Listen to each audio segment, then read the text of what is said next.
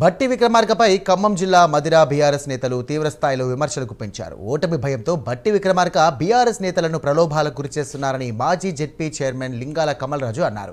చిల్లర రాజకీయాలు చేస్తున్నారని దుయ్యబట్టారు. పోలీసులు అధికారులు కొంతమంది నేతలకు ఫోన్ చేసి కాంగ్రెస్లో చేరాలని బెదిరిస్తున్నారని వారు ఆరోపించారు.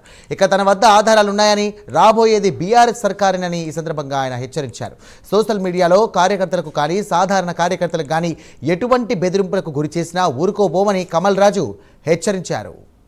ఆనాడు తెలంగాణ రాష్ట్రం వచ్చినప్పుడు 7,773 మెగావాట్ల కరెంటు తయారైంది తెలంగాణ రాష్ట్రంలో కేసీఆర్ గారు ముఖ్యమంత్రి అయ్యే నాటికి. ఇది నేను చెప్పే లెక్క కాదు, ప్రభుత్వం లెక్క. మీరు ఏ గూగుల్లో కొట్టి చూసినా గానీ తెలుస్తుంది. కానీ కేసీఆర్ గారు దిగిపోయే నాటికి 16,000 మెగావాట్ల కరెంటు ఉత్పత్తి చేసి మరో 4,000 సిద్ధంగా ప్రారంభానికి సిద్ధం చేసి పెడితే ఇవాళ 20,000 మెగావాట్లు తెలంగాణ రాష్ట్రం ఒక్కటే కరెంటు ఉత్పత్తి చేస్తా ఉంటే ఆ కరెంటును కూడా నడపడం చేతగాక ఈ సిగ్గుమాలిన కాంగ్రెస్ వాళ్ళు కరెంటు సరిగ్గా ఇవ్వలేకపోతా ఉన్నారు. ఇది అభివృద్ధి కాదా? అందుకనే నేను ఒక్కసారి మీరు ఆలోచించమని అడుగుతా ఉన్నా.